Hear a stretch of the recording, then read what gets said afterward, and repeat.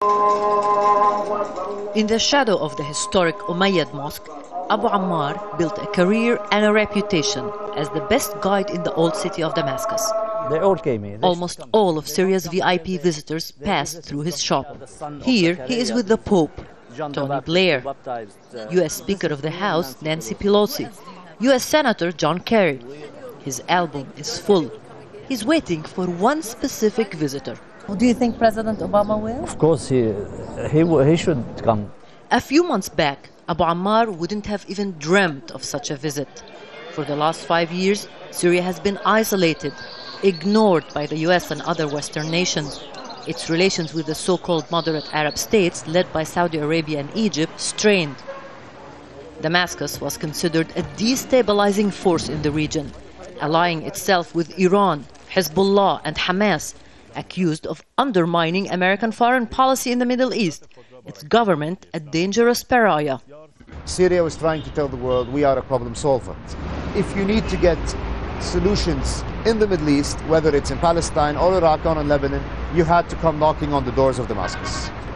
Syria banked on time and patiently sat out President Bush's term.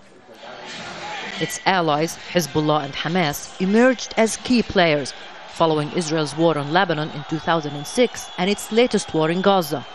Syria grew stronger. Its tactics paid off. Now, Western and Arab countries are courting the Syrian president, led by Washington, who sent some of its top envoys to Damascus. The Syrians have a long history of being able to force themselves into the conversation, if you will.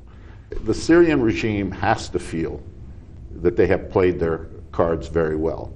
The Saudi outreach saw King Abdullah of Saudi Arabia receive President Assad with warm hugs in Riyadh, following almost complete boycott. The goal, to pull Syria away from Iran. This is the best time ever for the Syrian regime. They have survived and they have not changed any of their views. Syria remains allied to Iran. Syria remains close to Hezbollah. Syria remains close to Hamas. They have not changed their position so far. The bitter history between Syria and the United States has created deep mistrust between the two countries. So for now, they're treading towards each other cautiously and conservatively.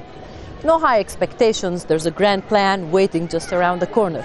However, there is hope that somehow they'll be able to find some common ground where they can agree. With a right-wing government set to take power in Israel, the prospects for an Israeli-Syrian peace deal are dimmer. Iraq seems a good place for making small, limited bargains.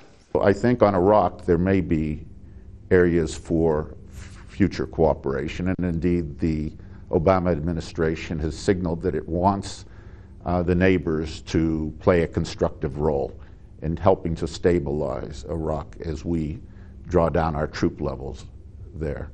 For now, the US and Arab countries seem to believe it's better to engage Syria.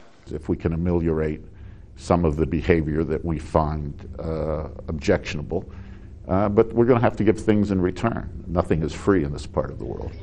For centuries, Syrians have been the wily traders of the Middle East. And over the years, they perfected the skills of buying, selling, and getting the best deal. Rula Amin, Al Jazeera, Damascus.